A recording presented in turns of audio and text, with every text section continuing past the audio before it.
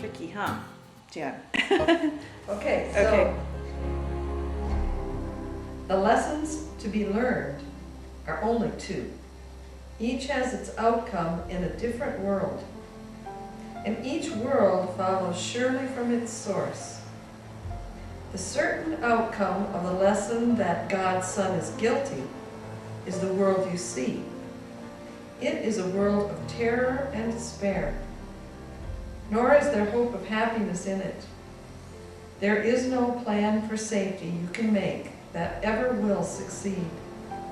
There is no joy that you can seek for here and hope to find. Yet this is not the only outcome which your learning can produce. However much you may have overlearned your chosen task, the lesson that reflects the love of God is stronger still. And you will learn God's Son is innocent and see another world. That's a nice paragraph, huh? It sure describes our modern world, doesn't it, though? I mean, the lesson that God's Son is guilty is the world you see, a world of terror and despair. Nor is there hope of happiness. There is no plan for safety you can make that ever will succeed. He is really defining this place as not some place you're sacrificing by giving up. So the lessons to be, the two lessons are that the ego world. The Son of God is guilty, or the Son of God is innocent. Those are the two lessons. And different worlds arise from the lessons. The world you see, which is where we are caught in the ego world, is that the Son of God is guilty. When we start to learn the lesson, and that's why forgiveness is going to undo the guilt, and we start to learn the Son of God is innocent, we're waking up to the real world, which reflects the Son of God is innocent, and he says that lesson is stronger. So it's going to be easier to learn than this other lesson we taught ourselves. This lesson took a great deal of effort to learn, but this one has got the help, the assistance of God. So this is easier to learn. I say that knowing how hard it's been for me, but it's easier. Well, that's easier than what we don't even remember learning. Yes, that's right. The other, Mhm. that were bodies, that were separate. And guilty. Yes, and very guilty. Well, I can see how I continue to try to learn it, through doing things like reading the newspaper and looking for who's wrong and who's bad and who's guilty and how I can make myself safe in the world. It's a struggle to try to find safety and happiness here in this world. It So is. I'm still believing that I'm guilty in the sense that I'm not whole, I'm not free, I'm not powerful.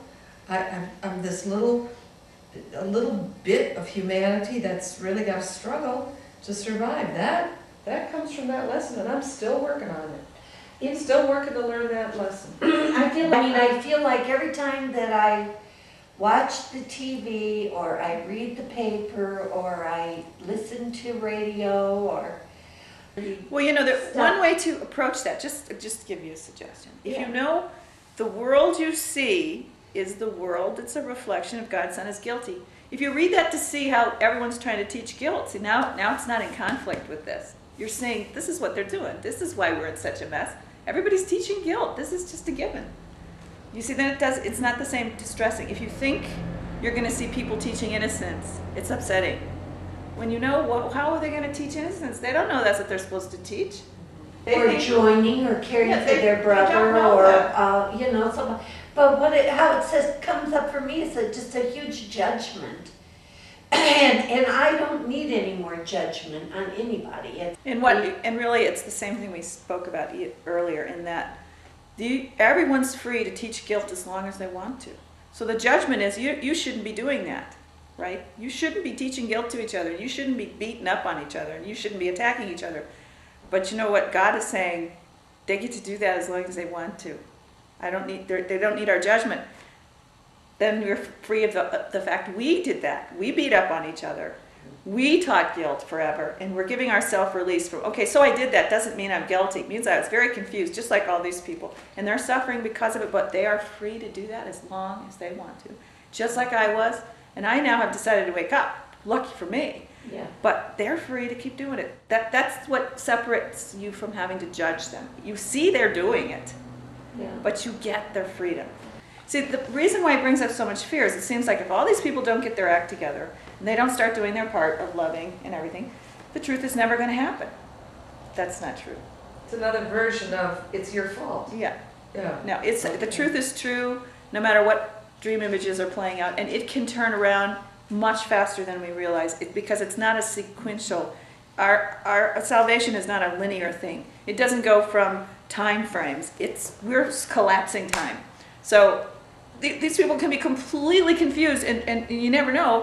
100 years from now, it could be really fixed up because there was a collapse of time, is how the Course is saying. Because it's not a linear thing. That's a time ego thinking. There could be an explosion of consciousness because of a certain mass of understanding that just hits everyone. They don't even know what happened. They just woke up from a certain series of dreams. Look at how, in fact, if you think about the last 30 years, how things have changed about the situation with women now are working. They have a different stance in society. This is only 30, 40, this is no time at all in the grand scheme of how long women were property. I mean, the shift is really big, Really fast. really fast. Yeah. And it was because it caught fire in a lot of consciousness. So things can change very quickly. Things could turn around on a dime. Enough people just wake up to the confusion that we're in the middle of and how deceived everyone is, and they're woke up from it. As soon as they wake up from it, it's gone.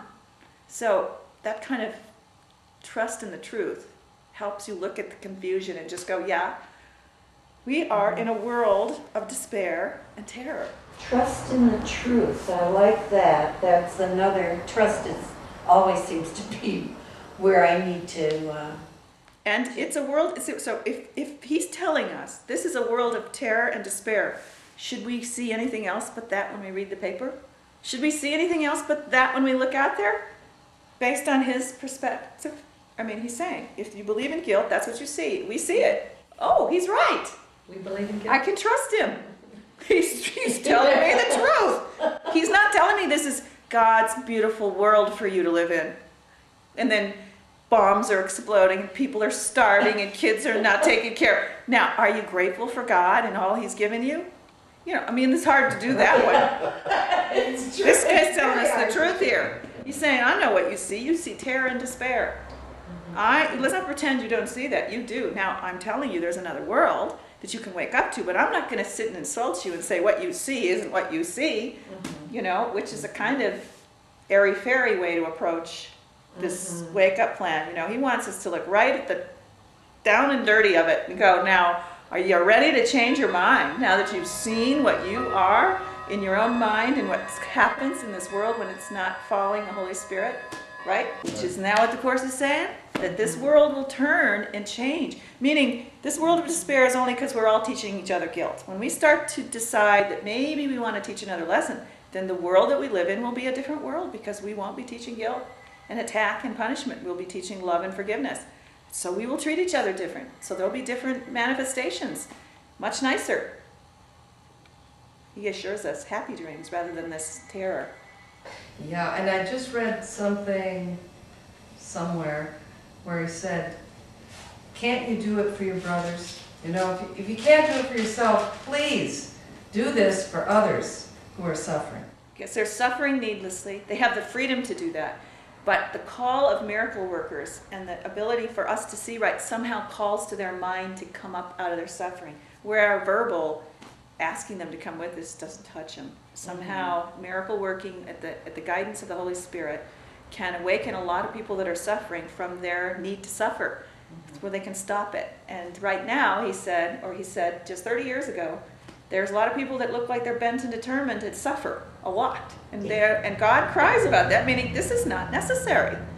They're doing this to themselves. They have the freedom to do this and the right to do it, but gee, Yeah. we need to reach them so they can stop this gnashing of teeth. You know, this is not fun.